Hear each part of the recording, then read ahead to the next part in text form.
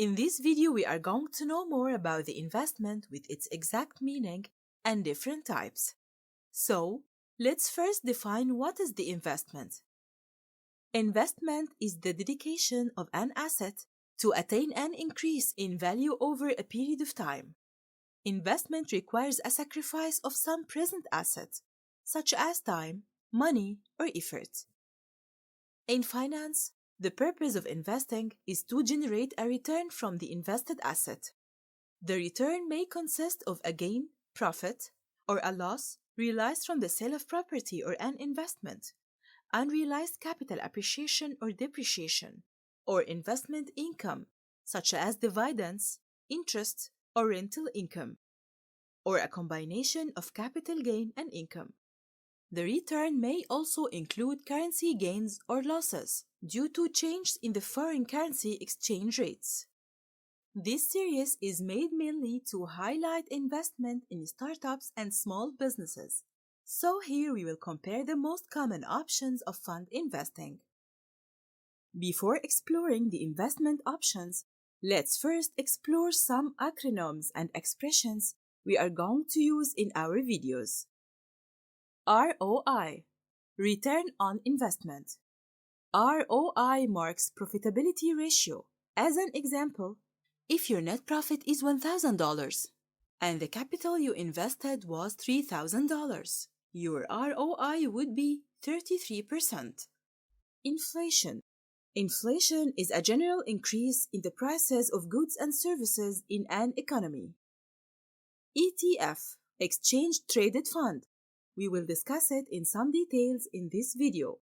Venture capital, capital invested in a project in which there is a substantial element of risk, typically a new or expanding business.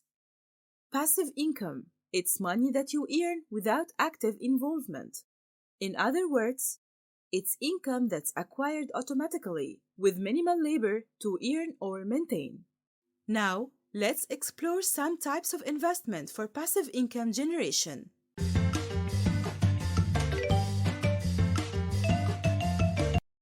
Gold and precious metals investment. Some people invest their savings by buying commodity ETFs, which is mainly about trading precious metals such as gold and silver through stock markets, while others prefer to buy these commodities in its physical form. The people usually invest in these assets in order to preserve the value of their savings or to get return on investment by buying these assets when its price is relatively low and selling it when its value increases.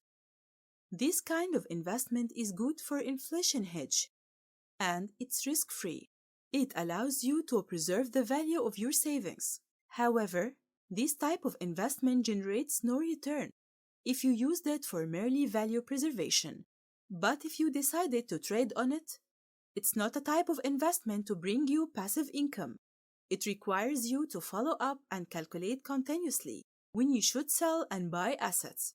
Besides, even if you decided to trade actively on these assets, the return on investment will be low and time demanding. Stock ETFs investment. In this type of investment, you buy stock in one or many companies listed in the stock market.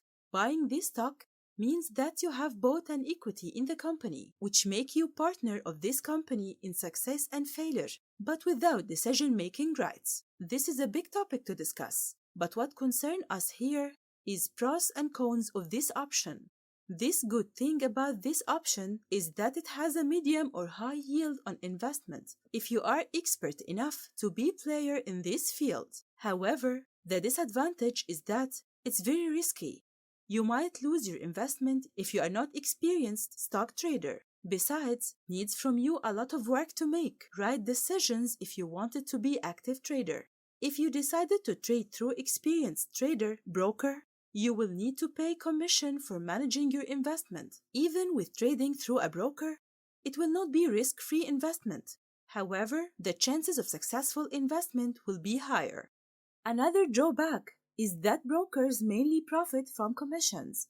Yes, he or she is interested in making successful investments to gain trust of their customers.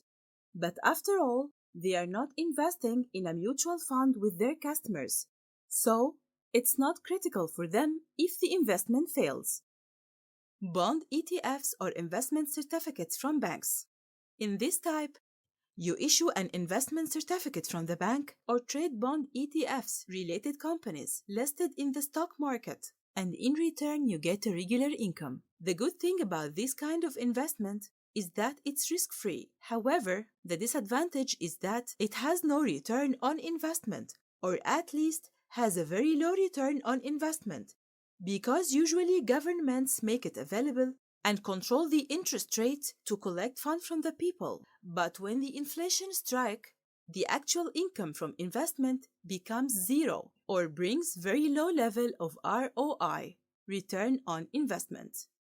With that said, we come to the end of our video. If you liked it, press like, share with your network, and don't forget to subscribe if you're interested in future content.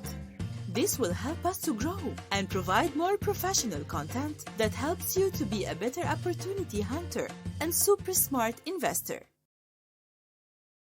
Oh, don't also forget to activate the bell icon so you get notified with our new content.